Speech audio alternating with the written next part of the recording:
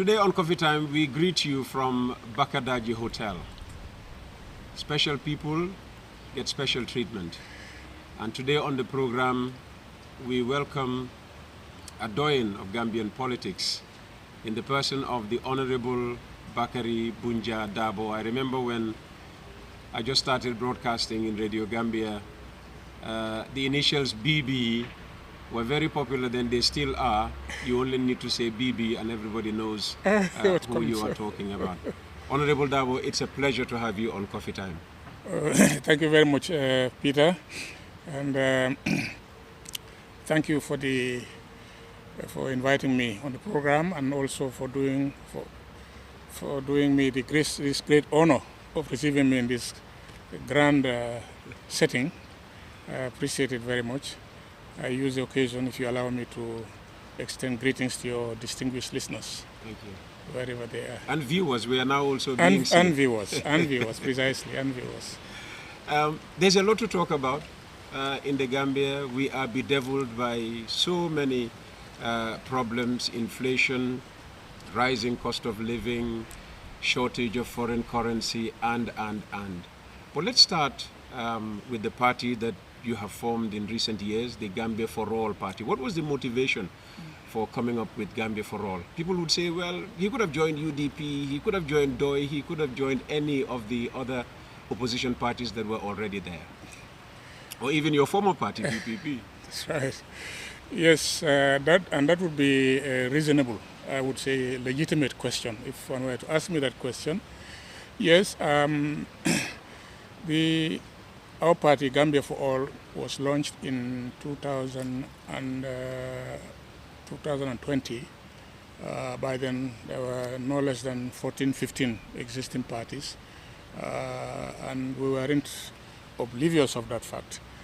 But the point really was that I think those of us who were involved in setting up our own party, we had taken quite a good look at the existing parties that were in the country, both in the government and even outside the opposition.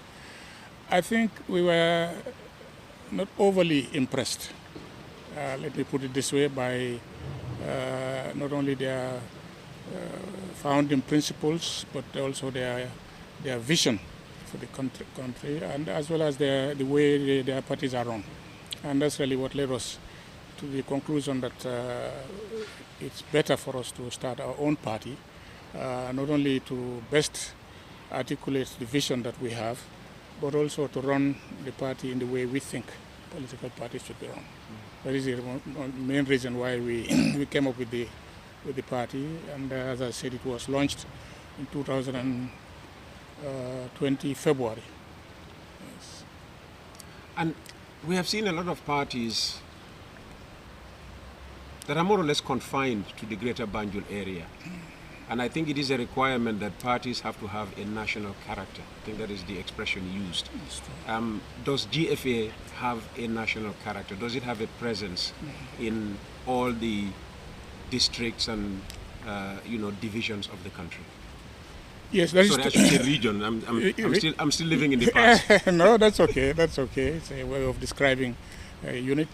Now, yes, I'm aware that the present law regulating political parties requires political parties to have a presence in all the administrative units, so call them regions or divisions, whatever it is. But apart from the need to comply with that requirement, we ourselves, that form part of our ideal of a national political party. We are very keen right from the word go to give a national character to our party, as in a way exemplified by the very choice of the name for our party. I remember at the time I was involved in a subcommittee which were looking at names to propose to the Congress, and the name Gambia for All seemed to suit very much our ideal of what a political party in our prevailing conditions should be like. All the more so because at the time, one of the great weaknesses of our country and our society has been the rise in polarization of our society into religious constituencies, ethnic constituencies, and geographical constituencies. So we thought this will be one of the challenges that anybody in charge, put in charge of the running this country should face. And we think the beginning should be, even if for symbolic reasons, choose a name which conveys this ambition of ours. And indeed, since setting up, since our launch of it, we have lost no time in touching base all over the country. And I'm happy to say that within a fairly short time, we managed to set up structures throughout the 53 constituencies into which the national territory is divided. We've gone more than that, as outlined in our party constitution. Our party is structured into what we call areas. The whole national territory is divided into 12 areas, and the party following within a given area is called the area party. So the area parties also comprise those electoral constituencies that fall within the territory of the area. You take Banjul, for instance, it's called Banjul Area Party, but there are 3 constituencies. We managed to have a presence in all the 12 areas, and in each of those areas also the number of constituencies amounting globally to 53. Yes, we are happy to count that as one of our achievements since the party has been set up. Since the party was set up, how has it impacted the political landscape? Well, that is something which is coming along. I should talk about that in terms of our growth and our performance since we set up. And there I remind you, of course, that as I said, the party was set up in February 2020. It gives us about 3 to 4 years since then. Unfortunately for us, in terms of the amount of time we had, there's a good chunk of that period of 4 years which was taken up by the COVID in terms of the impact it had in our activities, because the COVID came about in the Gambia barely a month after we launched. It was in March. Yes. So we had the opportunity of only introducing the party on the ground in the combo end of West Coast region. Only the coast, because then the pandemic was declared with all the restrictions that went. So we had to suspend activities, and we only resumed them 18 months later, with other frequent interruptions like the elections we had, presidential elections and parliamentary elections and even council elections, in which, even though we aren't major players ourselves, but the fact is that for purpose of organizational work, it was difficult to get the attention of the people who are more focused on elections. So, yes, globally, I mean, we talk about 3 to 4 years, but really not more than half of that amount was really what we had at our disposal to work on setting up our party and making an impact, as you were asking. We believe we are contributing to political life in the country, and the impact we can be said to be making should be judged from that angle. Firstly, our way of doing politics entails a lot of education, not only educating our members, but also through our activities educating the wider public as wide as possible. And in that regard, I think we are making a contribution to political discourse and perhaps also political enlightenment in the country. Apart from that, we also have been undertaking other activities in spite of the fact that we still are struggling with the organizing the party across the country. We took part in all other activities in which it's normal for political parties to be involved, whether it's political discussions, debate, discourse. We make our voice known. Sometimes also we, at the community levels, our constituency parties and our area parties do undertake activities like cleaning up operations. So there are quite a number of ways in which our party is making its impact felt, I believe, at the level of the population. And in terms of your relationship with other parties, it is very sad, you mentioned, the political polarization of the country. Even parties in opposition, yes. You have some that don't get along at all. No, that's what about GFA and its relationship with all other parties, bar the NPP? Right. Well, we really, as a political party, our doors are open, and I'm happy to say we have maintained at least civilized relationship with all parties, whether in the government or not, MPP or everybody. In fact, upon our party being registered and being launched, one of the first things we did was to extend courtesy greetings to all existing parties then, and we even paid courtesy calls on their leadership, many of them as possible, and to make it clear to them that we want to be able to, there is a lot that as political parties operating within the same space, there is a lot for us to work on, even if we don't have the same political ideologies or political programs. So our doors are open. In terms of actual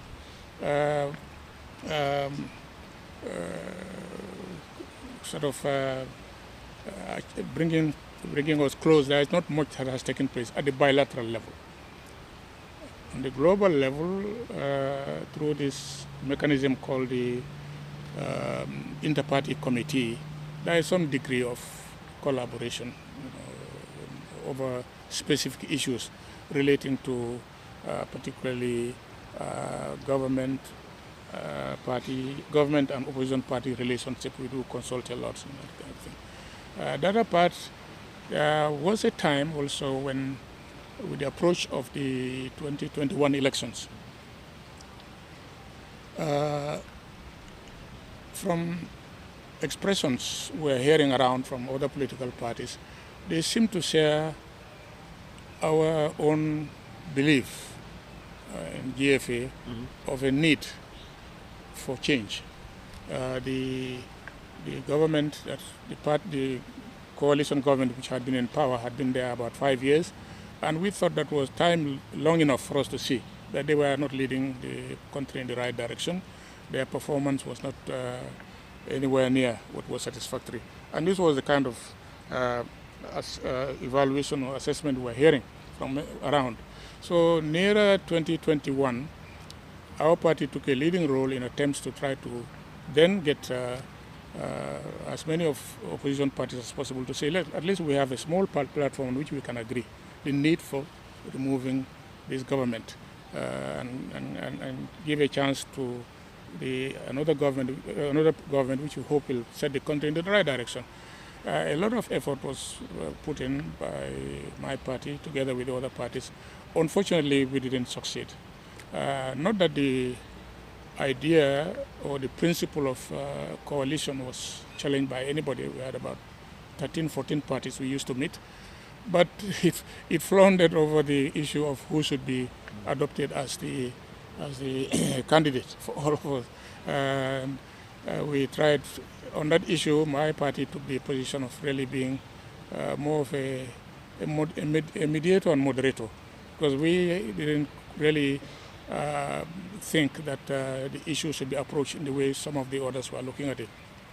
But try as much as we can, we couldn't. And but still, through our own convictions of the need for the maximum number of opposition forces to come together to create a chance for removing the country from a government which has proved itself to be on the wrong path, we then looked around for which political parties we think have the kind of broad following behind, to see if we can add what little support we have to their support by desisting. We voluntarily desisted from contesting it but pledge our support, our votes, our members to any of the two of these two parties. We consider them very seriously, but in the end, for very strong reasons, we came out to say that the UDP was the party that. So it was on that basis that we desisted from contesting the elections in favor of the candidature of the candidate selected by the UDP. That was also kind of a measure of kind of relationship or collaboration we have had with other political parties. Well, we have elections in 2 years' time, and I suppose this time the party will aim to put up a candidate. How is GFA preparing for 2026? Well, that's really our agenda from on a day-to-day basis. Unfortunately, we still have some way to go. As I told you, we had succeeded following the launch of the party, in spite of the disruptions caused by the COVID and other developments. We still managed to cover the whole country in terms of setting up our structures. And we have also maintained a fairly regular program of contacts with the, but the Congress of our party in 2022 was the first occasion we had to do some evaluation. And one of the conclusions we came to was that yes, it was good that we have had quite a good spread, but a number of our structures need to be revisited in terms of renewing membership, one thing, and even sometimes effecting some changes to their institutional structure. So this became a major program for us since the last Congress, and this is what we have been doing. We have covered a lot of ground in that regard, but we still have something to complete. We believe that after that would have been done, we will have our Congress and evaluate the situation of the party in the country generally, and it's following all that question of a decision to compete or not to compete will arise, because we are Democrats at heart. So going to elections and losing elections is not really what puts us off. But of course, we also don't want to go in without the necessary kind of preparation of the ground. So yes, we likely compete, but the decision has to be taken at a later stage. If you're just joining us, Honorable Alhaji Bakari Bunja Dabo, better known as BB, is our guest on Coffee Time today, and we are talking about GFA, but we are also talking about the problems of the country. And thank you once again for joining us, Alhaji BB. As I said earlier, the country faces so many problems, but chief among these, the inflation, the rising cost of living, shortage of foreign currency for businesses, to keep, normal operations going. Inflation. Are you happy with the way the government has dealt with inflation? Well, let me acknowledge, of course, that cost of living crisis is perhaps the most acute aspect of the overall economic crisis in which our country is. I do agree it's an extremely serious situation we find ourselves in. And yes, dealing with inflation would be one way of starting to tackle that particular crisis. The government hasn't done much. I'm not sure whether they actually have much of a ground behind them. They almost have their back to the wall. But compared to what the situation calls for, really there has not been much at all. I mean, there's been a lot of spin by the government spokespersons on the issue, usually in the nature of, well, it's a global phenomenon, everybody is suffering from it, but that's called comfort to the citizens, the consumers.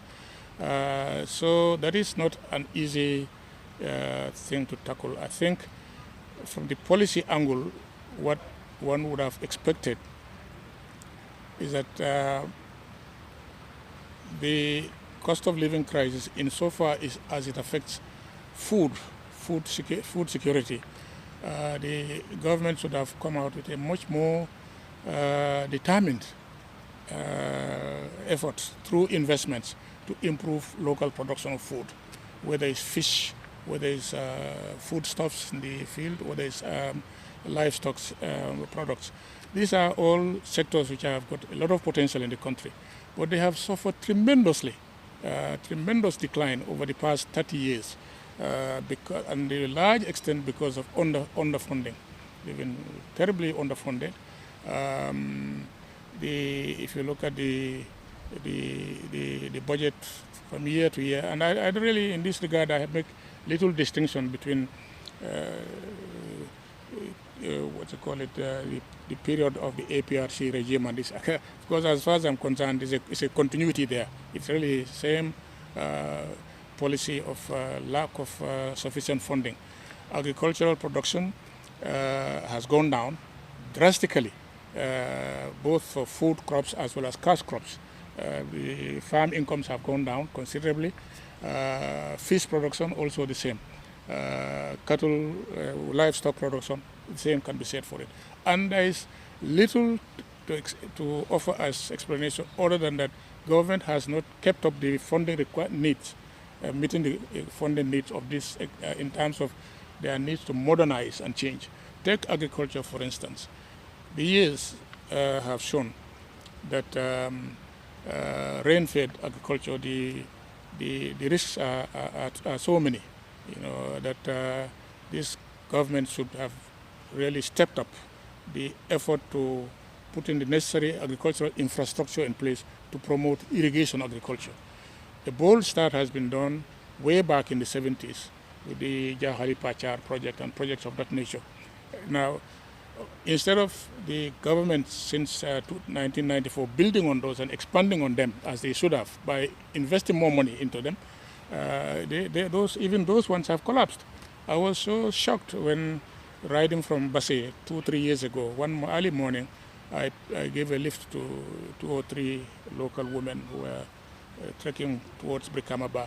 And when we reached the level of Pachar, and I knew this area very well, it occurred to me to engage them and ask them how are they getting on with their rice production. And one of them, in very bitter tones, told me, look right, because it happened as we were passing, we were seeing big stores. And he said those stores are full of the pumps that were acquired for the irrigation thing, and they have all collapsed. All collapsed. So it's underfunding is almost a crime. The funding of agriculture over the past 30 years has been left to small projects funded by external donors, FAO here, World Food Program here, small fund. Those projects are not only small, but they are not sustainable. And also there has been a large amount of embezzlement of those funds.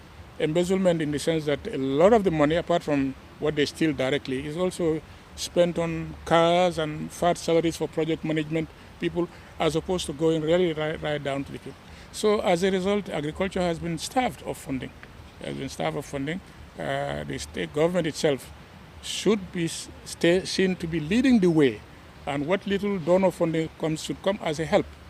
But there should have been a determined investment in widening, improving agricultural infrastructure to get irrigation to come all the way, all the length of the river that you have fresh water. And could you imagine that will take us up to the LRR and North Bank? It's not been done. On the contrary, I was in Kayai the last time, and it's a big traditional rice growing farm, and the local people told me, look, our former rice fields are now, you have hippos and all the things, because they have been abandoned. So agriculture has gone down that terribly.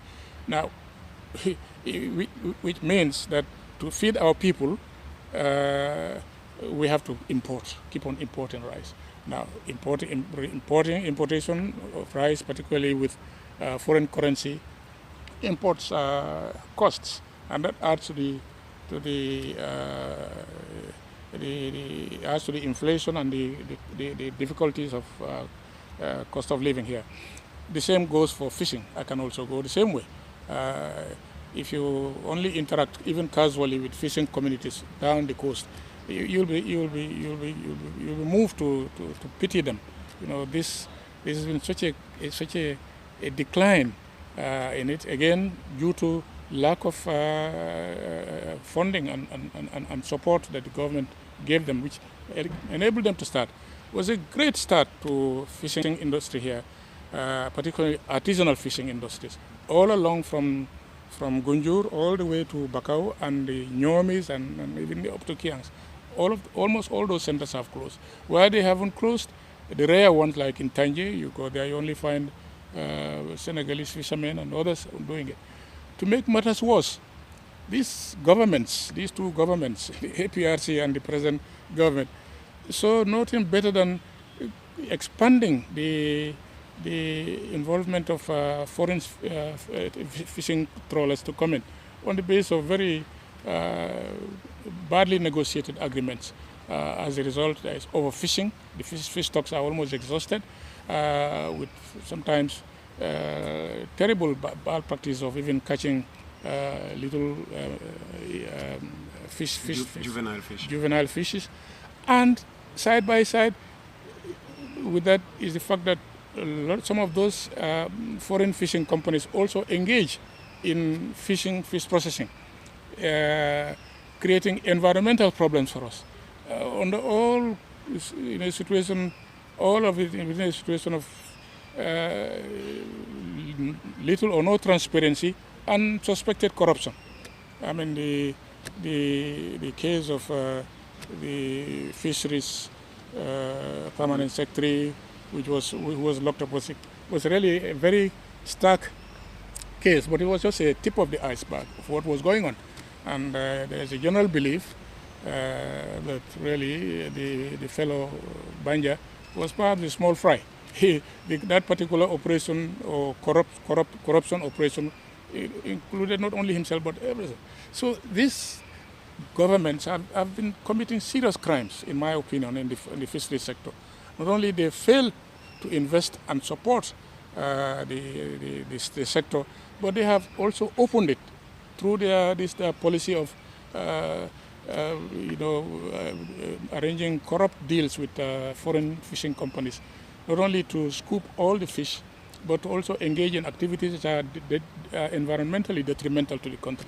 So, again, that is, fishing is not only would have contributed to our food security, but it would also been a foreign exchange earner. It is not. You go to the livestock sector, it is the same thing. Now, how do you develop an economy for a country like ours? These are our God-given natural resources. That's where you start. You start by developing them. The crop sector, the fish sector, the livestock sector. And all these three, without any exception, have been seeing their investment going down, public investment going down, and production also going down. By 1994, when the military came in, the production of agriculture, rice, groundnuts, which was the main cash crop, was in the range of 140,000 tons. Nowadays, if you get even 20,000 tons per annum, you feel happy. You feel happy. That has, by the time Yahya Jammeh was out, the production came from 140,000 tons to little over 20,000. Up until now, this present government cannot get it even to 30,000 tons. Lack of the necessary investment into agriculture. So yes, this is a difficult question to ask. How do I assess what government is doing about cost of living? As I said, with their back against the wall, there isn't much they can do, and they haven't done much. Unfortunately, the people are pretty much left unprotected, because they have to face the full forces of the international trade crisis, commodity crisis, and without the necessary rise in income here to meet it. So much to talk about. We might not finish everything that we want to talk about. Feel free. Right now, two of the biggest talking points are around the budget and the draft constitution. Yes. Let me start with the budget. What's your position on the budget? I mean, You were once finance minister of this Yes, country. yes. I mean, so you know how a budget is prepared. You've given budget Yes. speeches before. I mean, 53 Yes. billion. I mean, 52.9 Yes, 53. is Call it just as 53. good as 53 Yes. billion dollars Yes. budget. Yes. Yes, I have, as you said, an idea or two about budgets as a tool or an instrument for translating government's policies through the mechanism of resource allocation, state resource allocation, in pursuit of the achieving those stated government goals. Well, as a party, we haven't really sat down to take a position on the current draft, which is before Parliament, the current budget. But certainly, I've taken up time on my own to listen a bit to the discussions going on and to read through it and see. I must say that in terms of the broad framework provided by the government stated national policy objectives, which is steady, inclusive economic growth, with the hope that that will lead to improved prosperity. I don't have any quarrel with that. I think that's a right kind of policy objective that a government should have. So I have no quarrel with that. But when you scrutinize the actual allocation proposals, when you scrutinize the actual proposals for allocating resources under the new budget against those stated policy objectives, I see a disconnect. I see a disconnect because, for instance, the growth, in spite of the spin that we hear from governments, multitude of spokespersons, including even the central bank's monetary policy, is that the economy is resilient and that the outlook looks promising. In spite of all that spin, really the situation still remains very fragile, extremely fragile, and that's why the government keeps on talking a lot about GDP growth as opposed to per capita GDP growth, which is the more relevant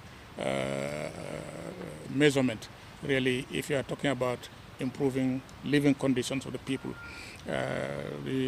The most taunted figure of 5%, 5.7% for GDP growth is the overall GDP in terms of economic activities.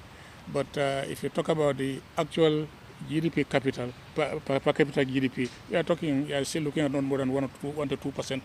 And at that rate, many experts have agreed that at that rate of growth, it will take more than a generation for the Gambia to reach the level of what they call middle income level, which is really a legitimate ambition of most developing countries in our situation after so many years of independence and effort at building our economies. So looking at the budget, as I said, this time around, there are serious constraints, even if the government wanted it. First, the minister himself has agreed that debt servicing is already crowding a lot of investments that they need to put into production to grow the economy. Something like, I think they said in the current proposals, 11 billion of this 50-something billion is going to debt servicing, which is more than what would have gone into the investment to fund the investment budget for up to 3 ministries. It didn't say which ministries, but all to show you really how much our development efforts are constrained by the debt burden we have. There is that point.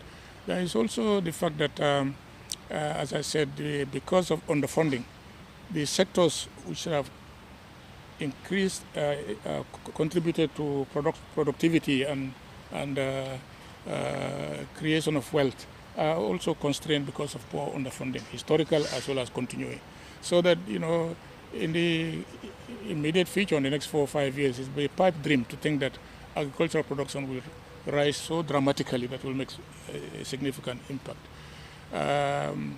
Against all that, really, you find a situation where, in spite of the government's claims that they want to give priority to development, the stock of human capital, inclusive economic growth, you're not going to achieve much of that because the money needed to invest to achieve those objectives are not there. Look at the revenue side. The resource side is mainly revenue that the government can contribute. From revenue that the government can contribute. Now, the country population, people are overtaxed in this country, highly taxed. Sales tax here, VAT here, all manner of tax. One of the heaviest taxes. They will tell you that, oh well, it's higher in Angola or it's higher in Mozambique or something, but it doesn't matter. The fact that in relation to what is possible in terms of what they can afford is very high. So I don't see again any likelihood of very rapid increase in the revenue we get from the domestic revenue. Of course, yes, government is making the right noises saying that they want to broaden the tax base, which is right, but we have to see that take place. It has been said for the past 2-3 years, we haven't really seen much of it.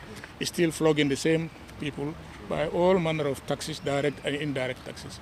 So, you know, this is a budget which, as I said, it articulates very lofty policy objectives, but unfortunately, the resources are not there, and the way they are allocated also doesn't indicate that there's a sincerity in that stated policy objective. Even internally, the internal allocation of resources, you still have a lot of things happening that are a distortion. If you really want to improve, bring about inclusive growth, if you want to bring about development of human capital, social services, well, look at the actual allocations. A disproportionate amount is spent on sectors away from those. It's defense here, foreign affairs here, huge president's office here. Those are all really, you know, a kind of whittling down the capacity that the budget and the economy has for contributing to its own productivity to draw the country out of the present problems. It's a very difficult situation. I don't quarrel with the stated objectives, but I don't think they will be attained. Okay. Yeah. And what about the draft constitution? Well, that is another, unfortunately, difficult issue which the government, the manner in which the government has been handling it has rushed the country into an unnecessary crisis. Firstly, in terms of the process for making a constitution, of course, a government can feel free to draft a constitution and take it to parliament and say if parliament approves it and go through referendum if that's required. But increasingly, the route most governments take is to have a consultative process whereby citizens are involved, given the importance of a constitution. It should be a constitution of the people. And this is also the approach that this government took by setting up the CRC, yes. Constitution, CRR. Yeah. The Constitution Review Committee. Yes. Commission, yes, CRC. Yes. Who have done what is generally acknowledged a fairly good job, I must say, because they carried out fairly thorough consultations, 2 rounds of consultations, including even Gambians in the diaspora. And what they have come out with, we believe, is a fair reflection, a very strong reflection of the wishes of the people. Now, this kind of constitution, I think, should really have gone to the people themselves to say whether they approve or not. Of course, procedurally, it will still have to go through cabinet to endorse it and take it to parliament, and hopefully parliament pass it. But unfortunately, this was blocked and led to the impasse that we witnessed, led the country to lose 5 years waiting, and now a new constitution is brought. But this time around, by a different route. You see, this time around, it is the government that has brought out a draft, which, as I said, legally, it's in order for them to do. But it lacks the legitimacy that a consultative process, the product of a consultative process like the one that the CRC did, carries. And now we have what some people refuse to call by any name other than government draft or borrowed draft. And unfortunately, from reading of it, many people, including myself and our party, find it very regrettable that it falls far short. It falls far short of what we had wanted. As I said, what we like about the 2020 draft was that it did make proposals which are very much in line with what we believe the situation called for. Coming out of 22 years of very terrible governance, dictatorial system, one major area we want our constitution to focus on is to restore the scope of citizens' rights, which the 2020 draft did go a long way. Not perhaps to the fullest extent possible, but they've gone very, very far. And that was why we supported. Secondly, coming out of a situation which was also characterized by abuses facilitated by over-concentration of power in the center on overbearing executive, we thought a system whereby there will be the checks and balances which a democratic ideal calls for should be reinforced. And they came with very clear, concrete proposals whereby certain number of strategic decisions by the executive, there will be need for confirmation by the oversight and confirmation by. This was also a very positive thing, and some others. We believe that the 2020 draft still fell short in some areas. I will just notably talk about the composition of such institutions like the Independent Electoral Commission. The CRC draft talked about the need to have the members, appointment of members of the commission being confirmed by Parliament, but it didn't talk about the actual membership, how it should be composed. We believe very strongly that, in fact, leaving the initiative of putting up the team to the executive alone is not balanced enough in the present circumstance. We would have preferred a system coming as near as possible to parity, whereby the key political forces, civil society, political opposition, but also the government should nominate, and they should together form it. But anyway, in spite of those weaknesses, we supported the 2020 draft. Unfortunately, the present draft now, the 2024 draft, not only didn't correct what we thought was missing, but it even took out or watered down the necessary confirmation by Parliament. So with all those things in the new draft, unfortunately, a whole controversy has been kicked off, and there is real fear and real concern that Parliament, from what we see, will not rise up to the challenge. I say not rise up to the challenge because parliamentarians are supposed to be parliamentarians of the people, and they are supposed to look at the national interest above partisan considerations. But this is exactly what this parliament has not been doing. It's been exactly what Parliament since 1996, since under the former regime, has not been doing. These are situations where Parliament has not been given any chance to grow as an institution. Instead, it's left is under the thumb of the executive. So unfortunately, as the present membership stands, the members that belong to the president's party or the parties in government don't have the required majority to pass it through. So we are very much concerned.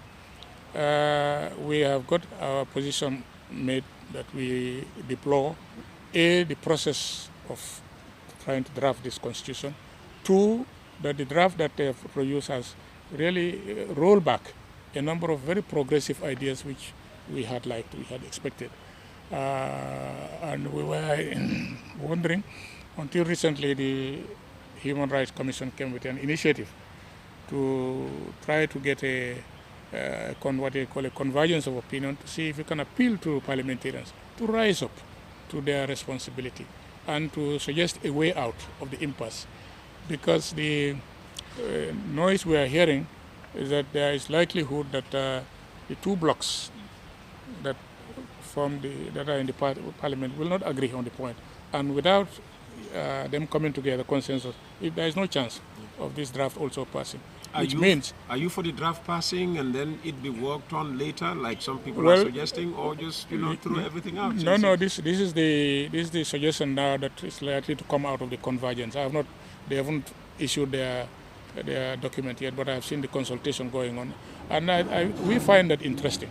We find that as an interesting approach, if Parliament can be moved to go in that direction, whereby they will table the 2024 bill, which is the only bill available, but then at the appropriate stage, effect the changes that will reflect what I believed they would gather from consulting their constituencies. So we think that will be a good thing. But don't ask me whether I think it will work. I'm not too sure, because as I said, we've been served for the past 8 years is that this parliament really has been anything but an independent institution.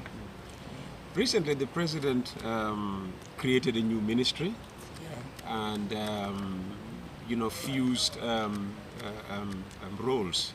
The cabinet secretary is now also head of the civil service, and the former chief of staff has now been elevated to minister for the presidency, still fulfilling the role.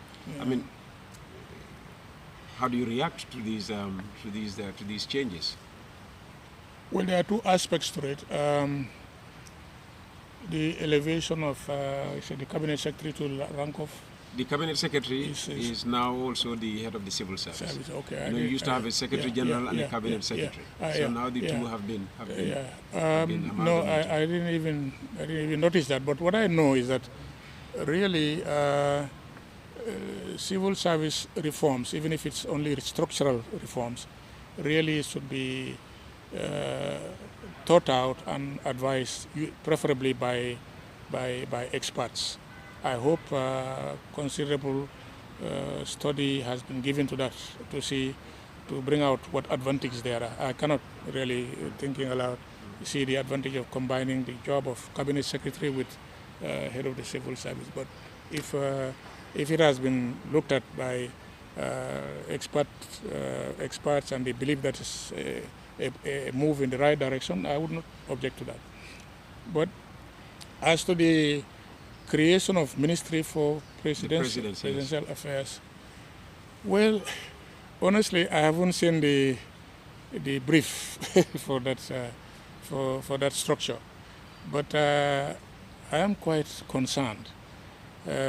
From my understanding of the functions that devolve onto the president in terms of providing leadership for the country, in terms of also providing leadership and coordination for the activities of the government agencies, I do not believe, in terms of what he needs, not what he wants, but what he needs by way of support, is a full-blown ministry. What for? Full-blown ministry for presidential affairs? I don't know really what that will be. I don't see the need for it. As president, you wouldn't create that ministry? No, I would not. And less people come, people who presidents spin doctors, because they are fond of telling people, well, it's been done in other countries. Yes, I'm aware. Some countries also have this kind of thing. But, the situations are so very different. In the case of the objective circumstances of the Gambia, I don't see the need for it. And on the contrary, it smells. It smells of a kind of an inclination towards what I would call imperial presidency. A presidency which is, as it were, important as an institution in itself, to be worth devoting government's time and resources to managing its affairs. What for? What is there to be managed? What is there to be managed? There is a need for it. I don't see the need at all. And unfortunately, again, it's coming at a time which is, and it's ill-advised. If we are talking about budget difficulties, now is the time, the sensible thing should be to cut the cost of governance. To cut the cost of governance drastically. Even reduce the existing number of ministries. Also drastically reduce the number of missions abroad. Not only the missions, individual missions, but also the staffing. And there is terrible need for cutting the cost of governance. It's unnecessary. It's wasteful. And on top of it, you now come to create a Ministry for Presidential Affairs, whose brief, as I said, I cannot understand. I cannot see the need for it. So this is my view on that particular I'm talking point. about cutting. Yeah. I mean, in your day, it was called Meet the Farmers Tour. Yes. The president went out to meet farmers, hear about them. In those days, there were no mobile phones. Roads were not, as good as they are today. Right. Is there a need for the Meet the Farmers or Meet the People, as it's now called, Meet the People Tour, to be conducted the way it continues to be conducted, to the point that every year, in fact, we need more money for the trip? I'm told about 30 million in the budget and maybe it's overspent. Yes, to answer your question, I say no, absolutely no. Again, you hear the government spin doctors talk about it as constitutionally mandated. First, I find the idea of the Constitution finding its way of prescribing this as ridiculous. Why is it necessary? A good leader doesn't need that in the Constitution. You know that the need for it is for you to maintain contact, particularly in a critical sector like agriculture. In our case, that's why throughout the First Republic, we talk about as Meet the Farmers Tour, because this is the sector which needs that particular kind of attention from the president, and in a very practical way, not combined with politics. You just go exactly concentrate on things to do with the rural economy, and I suppose also incidentally also things like health and as you go around. But now to talk about it in this grand style way, and make it a political talk, is very sad. It's very sad. So you think it's converted into a political tour, political rally? Oh yes, of course. I mean, it's ridiculous. It's simply ridiculous. And again, to make matters worse, they talk about it as if it's constitutionally mandated. Why should the Constitution mandate it in this way? The Constitution says you should do it, but you don't have to do it in this flashy way. And in any case, it wasn't even necessary to make it a constitutional requirement. You should do it. If your job is the head of a country like this, find a way of maintaining contact. That's necessary. Even if the Constitution doesn't call for it. But to call it constitutional mandatory doesn't also make it necessarily that it has to be done in this grand style. And it's been deviated from its original intention, yes. People talk a lot also about the security situation in the country. Increasingly, people feel that the Gambia has become very insecure, and we've had mysterious killings that are still being investigated. What do you feel about the security of the country? Well, the same way, like as you said, it's a matter of great concern that the security in terms of internal security, people living in this country, has become a matter of great concern. I have come across many people, including foreigners who consider living here. Really, some are actually thinking of packing and going because precisely because of insecurity. And of course, the effect of it on the tourist industry is easy to understand. And again, this is an area which illustrates the total failure of this government. One of the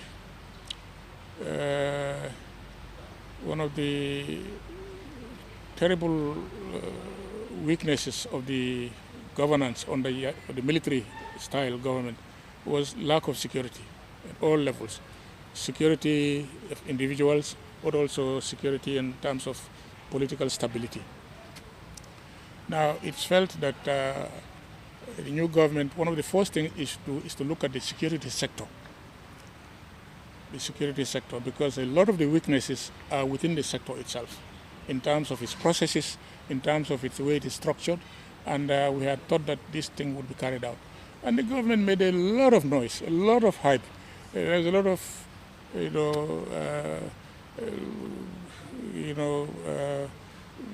ceremonies, launching this and launching that security sector reform, high-profile missions to Rwanda and other countries to observe, to study them. Still now, 8 years down the line, nothing has taken off. And yet, really, this is not a sector which is that difficult for the Gambia. You look at Gambia's security challenges. Security challenge in terms of threat of external aggression is minimal. It's minimal. And security in terms of security related to immigration, people from outside coming in and creating problems, it is there, but not at big. The security threat is really safety, in relation to the safety of people in the country. And this is why we have been seeing all these murders, and including even murders of police personnel. Now, in this security apparatus, you have the army, you have the NSS or NIA, and the police. Now, of these, if you look at the figures of the present figures, their numbers are almost equal, or the army a little bit more. But look at their functions. The most acute challenge is in the area of internal security for citizens. That is the work of the police. That's a special area of the police. And it's the police that is the largest number, but which is the least funded. You find so many police stations here, but you stop and ask them in terms of, for instance, their equipment. Some will tell you we don't even have a vehicle. They don't even have vehicles. They don't have the necessary communication gadgets. How can you be effective? On top of that, they are the least paid. As a result, the numbers are there. The police themselves are the victims of this policy failure and leadership failure of the country. And they also, of course, turn around and become part of the problem. You find the police, these roadblocks are agreed by everybody to be areas for where people get harassed, instead of really looking after road safety of the population, which is supposed to be there. No, they are there to get money. Last week, said a policeman was at the beach, extorting money from people. So that's really, our police force is next to zero. Lack of training, lack of incentives, lack of equipment, lack of resources, underfunding. More of even the amount of funding that is provided for the security sector goes to the army, in a situation where the challenge that the army should meet with external aggression is minimal, and they are there. And the government lacks the courage to come and have a look at it and say, look, there should be readjustment in terms of where the resources should be allocated, and even looking at the need for maintaining the army at that level. This army got to that level through this megalomaniac creating this army, because for him the regime security, which was a major concern of Yahya Jammeh and the present government, depends on the army. Regime security depends on them, not the security of the citizens, but the security of the regime, they believe, is secured by the army. What do you think of ECOMIC still being around? Well, it's now almost becoming a national disgrace, unfortunately. When the intervention took place, it was for good reason, in the sense that there was, perhaps, it's still debatable, but there was a perceptible threat of instability, internal conflict kind of thing. So for them to come and stabilize it, but that we should have passed that stage many years and many years back. That has not happened. Up until now, they are still around, including even the personal protection for the head of state. But as I said, it seems to reflect the government's idea of security. It is about regime security. That's their major concern. This security, it's not national security. So this is a pity. The ECOWAS, it's a good gesture by the community, but it really is hardly necessary as far as the Gambia is concerned, if the need has been done to carry out the necessary security sector reforms. Yeah. I want to end on foreign policy. Earlier on, you talked about all these foreign missions that we have that are not necessary. Yeah. Recently, we hosted the OIC, and out of a possible 56 heads of state, only 5 came to join our president. And a lot of people point to that as a serious failure of our foreign policy. What do you understand to be the Gambia's foreign policy? Well, I mean, I've heard it said by very senior authorities. I think there was a vice president who said Gambia has no foreign policy. I myself don't understand that statement. The late one, you mean? Yeah, I don't understand what he meant by that. There is, of course, a foreign policy. There is a foreign policy. It means the stand of the government in terms of foreign relations, based on what considerations. Gambia's foreign policy, as far as I know, has been based on certain cardinal principles. International law as basis for relations, respecting the sovereignty of other countries, equal openness. This is the policy. That is the policy framework. Now, in terms of carrying it out, the diplomacy is the mechanism for carrying it out. And this is done through field staff as well as home-based ministry. This is where really I think there needs to be a good look at carrying out serious reforms and changes. I think it's so very as sad. The policy is not working. Yeah. The policy is not working because the diplomacy lacks the capacity, the competence, and it's not well structured. It's overstaffed again. Once again, it's really very sad.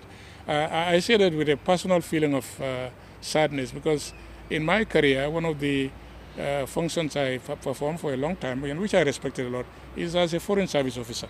And I know that the functions of diplomat missions is something requiring specific skills, very strong specific skills. It's not anybody who can do it. And when I see a situation where the foreign service, the diplomacy foreign service is now and the domain where they dump just almost anybody, over-politicize it. It is so sad. At a time also when they overstretch the number of missions we opened. I mean, look at far-flung region like South Latin America and Caribbean. If you are really serious and you think you need to open a mission, and you have to, and these missions have to have a bit of regional kind of reach. You go for countries like Brazil, but you now go to Venezuela at one time, just because this little dictator here thought that man is his friend. You go and open a mission there. I mean, this is not how you approach foreign service. Also, you have a mission in Cuba. Cuba, yes, is a great country. It's close to our hearts, all of us. But we don't need a mission there. If you have to have a mission, perhaps the neighboring countries in the Caribbean there, you put it there because they have more in common, more centrally located.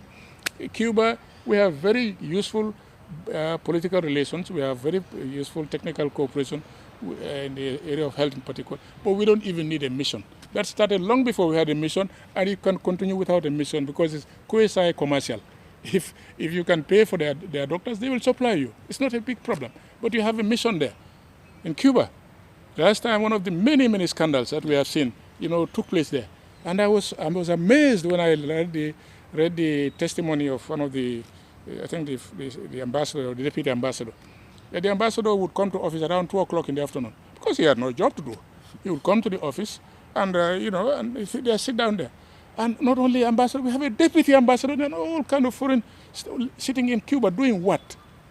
So really, it's not a question of absence of a foreign policy. Maybe they don't understand it themselves.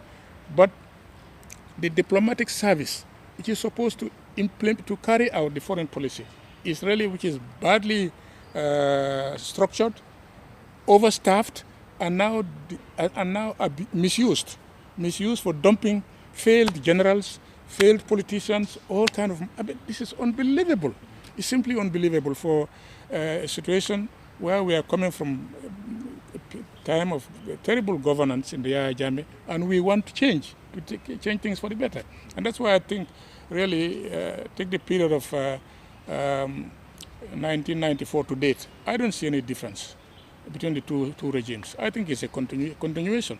And this is the reason why as early as 2021, we thought in GFA that we should really try to save the country from these people. It's to carry out what we started in 2016. And it's been, the coup has been derailed. The change has been derailed, and we thought we wanted to bring it back in place, and we didn't succeed. Yeah. Honorable Dabo, thank you very much for your time. Just finally, we haven't spoken about them, but of course the country's youths, I am sure, are important also to the GFA because, as you know, the cliche says, they are the future leaders. What's your advice to the youth, just to bring this conversation to a close? Advice? Well, or maybe a message. Yeah, I think if I have a message, it will be to the government and to the people of the country, and really that to recognize that the problem of youth, a sector which should have been an asset, has now been turned into a liability. That problem is very serious and very acute. For far too long, we had been in the comfort zone of hoping that they will go away by illegal migration. But we have seen that has its limitations. It's not taking all of them away, and some of them are coming back. And the problem is increasing here. No, my approach, which I will suggest to the government and to the population, is that this youth problem should be tackled through education and through economic development. If the productive sector is widened, the employment needs of the youths would be largely solved. For their future employment and for their development is the education, the quality of education, particularly technically oriented education. In that direction, some interesting noises are being made by the government. I hope they begin to bear fruit. But this is really what I would suggest to them. And as far as the youths are concerned, I don't want to have to give an advice, but if you ask for my suggestion, I would say, well, they should see, difficult as it is, that the real sustainable way out of their problem is to help this country change its way rather than look to going abroad as the answer. The solution to their problem is not through traveling. It should be really getting things right, in the right direction in this country. And that's a thing that all of us have a role, including the youths. The youth should not have the attitude of, we are not interested in politics. If you give us a few football jerseys, we go and play football, that's all, we leave them. I think that's the wrong attitude. We have seen it in neighboring country in Senegal. The agenda for change, for reform, has been espoused by the youths, and the political party, the PASTEF, has the advantage of being very quick to notice this and went along with them.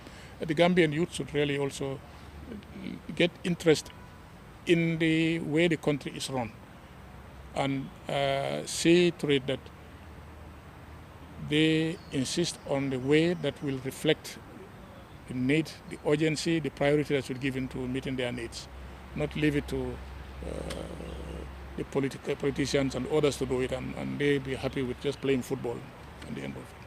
Honorable Dabo, thank you very much for your time. Peter. Thank you, Peter. Thank you so very much. It's my pleasure. This is It's my pleasure. I think I can and have that a brings glass us to the end of this very special edition of Coffee Time. Until we get another opportunity to sit with Honorable Dabo. Thank you very much for watching. Thank you for listening.